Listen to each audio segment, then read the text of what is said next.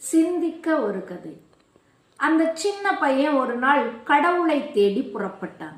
அப்படி கிளம்பி போகும்போது அவன் என்ன செய்யறான், ஒரு பொட்டணம் இட்லியும் ஒரு பொட்டணத்துல பணியாரமும் எடுத்துட்டு அதை கையில சுமந்து கொண்டு புறப்பட்டு போறான்.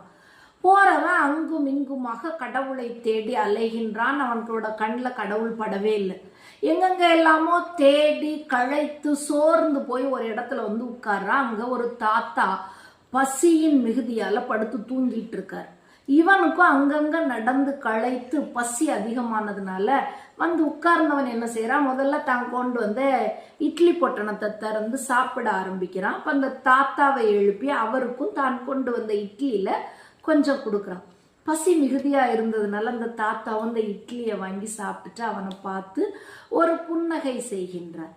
சிரிச்சுட்டு மீண்டும் படுத்து விடுகின்றார். அவனும் அங்க ஓய்வெடுக்கிறான். கொஞ்ச நேரம் கழிச்சு மீண்டும் எழுந்து பணியார பொட்டணத்தை திறக்கிறான். இப்போ அந்த பணியாரத்தையும் தான் சாப்பிடும்போது மீண்டும் அந்த தாத்தாவுக்கு கொடுக்குறான். இப்பவும் அந்த தாத்தா மிகவும் அன்போடு அந்த பையனை பார்த்து அவர் சிரிக்கிறார். சிரிச்சுட்டு இவன் இரவாகின்றது. மீண்டும் தன்னுடைய வீட்டிற்கு செல்கின்றான். வீட்டுக்கு போன அந்த சிறுவன் அவனோட அம்மா கிட்ட சொல்றான், அம்மா நான் இன்னைக்கு கடவுளை பார்த்தம்மா, அவர் எவ்வளோ அழகா சிரிச்சாரு தெரியுமா, ஆனா அந்த கடவுள் மிகவும் வயதானவராக இருந்தார் அப்படின்னு சொல்லிட்டு சொல்றான்.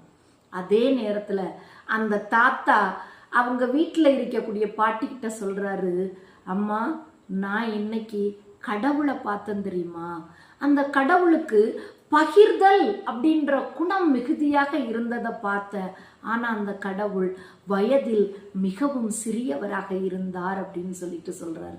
இப்போ கடவுளாக இருப்பதற்கு நாம் பெரியவராக இருக்க வேண்டும், சிறியவராக இருக்க வேண்டும் அப்படின்ற அவசியமே கிடையாது. எந்த வயதிலும் கடவுளுக்குரிய குணத்தை நாம் பெறலாம்.